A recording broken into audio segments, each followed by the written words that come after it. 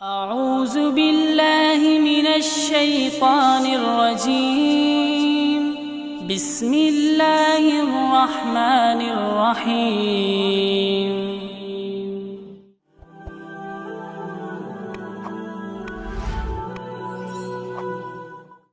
معزز ناظرین السلام علیکم۔ ناظرین، قرآن مجید میں اللہ تعالیٰ نے فرمایا کہ ہر جاندار کو موت کا مزہ چکھنا ہے، یعنی ہر انسان، جانور، چرند پرند، ہر کسی کو موت آنی ہے۔ جو دنیا میں آیا ہے اسے واپس ضرور لوٹنا ہے۔ ہر کوئی اپنی قتل گاہ تک خود چل کر جائے گا، نہ کوئی موت سے بچا ہے اور نہ بچ پائے گا۔ اور اسی طرح شیطان ابلیس کو بھی موت آنی ہے۔ وہ کون سا دن ہوگا جس دن شیطان کو موت آئے گی، اور اسے موت کون دے گا؟ اس کی قبر کہاں بنائی جائے گی؟ موت کے وقت اسے کتنی تکلیف ہوگی، اور شیطان کتنے عرصے تک موت کی نیند سوتا رہے گا؟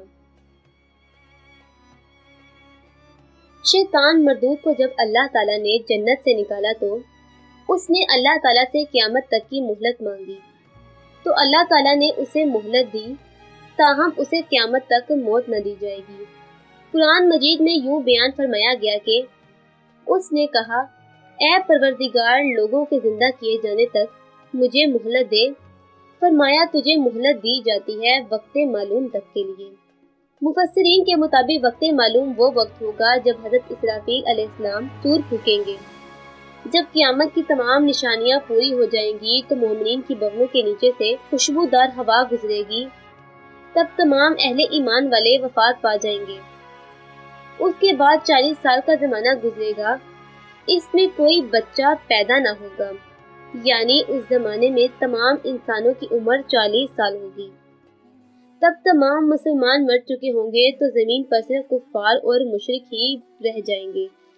اسلام کی معروف کتاب تفسیر دار منصور میں لکھا ہے کہ جب مومنین کی وفات کو 40 سال گزر جائیں گے تو حضرت اسرافیل علیہ السلام پہلی دفعہ سور پھونکیں گے۔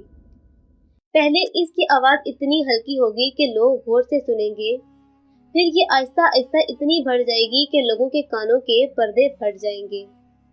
اس ٹائم تمام انسان، جن، یہاں تک کہ ابلیس کو بھی موت آ جائے گی۔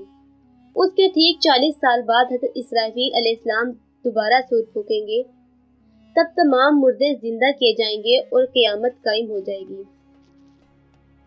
حضرت کعب رضی اللہ تعالیٰ عنہ سے روایت ہے کہ جب حضرت آدم علیہ السلام کی وفات کا وقت نزدیک آیا تو وہ پریشان ہو گئے کہ اے پاک پروردگار، میری موت سے میرا ازلی دشمن بہت خوش ہوگا، کیونکہ میں مرنے والا ہوں اور وہ قیامت تک زندہ رہے گا۔ تب حضرت اسرائیل علیہ السلام حضرت آدم علیہ السلام کی خدمت میں حاضر ہوئے اور فرمایا کہ اے ابو الآدم، آپ وفات کے بعد جنت میں رہیں گے اور ابلیس قیامت تک دنیا میں رہے گا، اور جب ابلیس کو موت آئے گی تو وہ دنیا کے تمام انسانوں کی موت کی جتنی تکلیف برداشت کرے گا، اور قیامت قائم ہونے سے 40 سال پہلے اسے موت آئے گی، اور موت کے وقت اتنی تکلیف برداشت کرنے کے بعد پھر جہنم ہی اس کا ٹھکانہ ہوگی۔ پھر حضرت آدم علیہ السلام ملک الموت سے فرمانے لگے کہ مجھے ابلیس کی موت کا منظر بیان کرو۔ جب ملک الموت نے ابلیس کی موت کا منظر بیان کیا تو وہ اتنی دردناک تھی کہ حضرت آدم علیہ السلام کی آنکھوں سے آنسو جاری ہو گئے۔ لوگوں نے حضرت کعب رضی اللہ تعالیٰ عنہ سے ابلیس کی موت کا منظر بیان کرنے کو کہا۔ تب حضرت کعب رضی اللہ تعالیٰ عنہ نے ابلیس کی موت کا منظر کچھ یوں بیان کیا کہ اللہ تعالیٰ ملک الموت سے فرمائیں گے کہ میرے غیظ و غضب اور غصے کا لباس پہن کر جاؤ اور ابلیس کی روح قبض کرو۔ ابلیس سے تمام انسانوں اور جنوں سے زیادہ سختی کرنا، پھر ملک الموت غیظ و غضب سے بھر کر بہت سے فرشتوں کے ساتھ ابلیس کی روح قبض کرے گی، تو جو بھی آسمان اور زمین سے اسے دیکھے گا وہ فوراً ہی مر جائے گا۔ جب ملک الموت ابلیس کے پاس پہنچے گی تو وہ دھاڑے مار کر رونے لگے گا۔ شیطان کو موت کی تکلیف دی جائے گی جو ساری مخلوق کی موت کی تکلیف سے زیادہ ہوگی۔ پھر شیطان گھبرا کر مشرق کی جانب بھاگے گا تو کبھی مغرب کی جانب، لیکن ہر جانب اپنے سامنے ملک الموت کو ہی پائے گا۔ سمندر میں چھپنے جائے گا لیکن سمندر اسے پناہ نہ دے گا۔ شیطان اس آسمان کی طرف بھاگے گا تو وہاں مقررہ فرشتے اسے آگ کے کوڑے ماریں گے، جس کے بعد شیطان حضرت آدم علیہ السلام کی قبر پر جائے گا اور حضرت آدم علیہ السلام قبر کے پاس کھڑے ہو کر کہے گا کہ اے آدم، تیری وجہ سے میں شیطان مردود بنا، کاش کہ تو پیدا ہی نہ ہوتا۔ پھر ملک الموت سے کہے گا کہ کتنی سختی کے ساتھ میری جان قبض کرو گے، تو فرمائیں گے جتنے لوگ جہنم میں ہیں ان سب کی موت سے کہیں زیادہ۔ یہ سن کر ابلیس تڑپنے لگے گا اور چیختا چلاتا ادھر سے ادھر بھاگے گا اور پھر اسی جگہ پہنچ جائے گا جہاں اس نے جنت سے نکل کر پہلا قدم رکھا تھا۔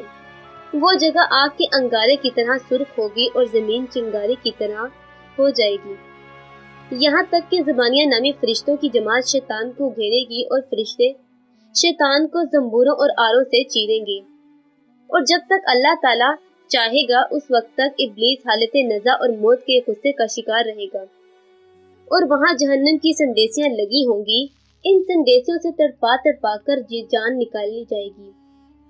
حضرت آدم علیہ السلام اور حضرت اماں حوا سے کہا جائے گا کہ ذرا اپنے دشمنوں کو تو دیکھو کس طرح ذلت کے ساتھ مر رہا ہے، تو وہ کہیں گے یا اللہ، تو نے ہم پر اپنی نعمت مکمل کر دی۔ انہی جہنمی گڑھوں میں وہ 40 سال تک مردہ رہے گا اور یہی اس کی قبر ہوگی۔ پھر 40 سال بعد دوبارہ حضرت اسرافیل علیہ السلام سور پھونکیں گے تو تمام مردے زندہ کیے جائیں گے اور حساب و کتاب کا عمل شروع ہو جائے گا۔ معزز ناظرین، اگر آپ کو ہماری کہانیاں اور یہ واقعات بہت پسند آتے ہیں تو ہمارے چینل کو ضرور سبسکرائب کیجیے گا۔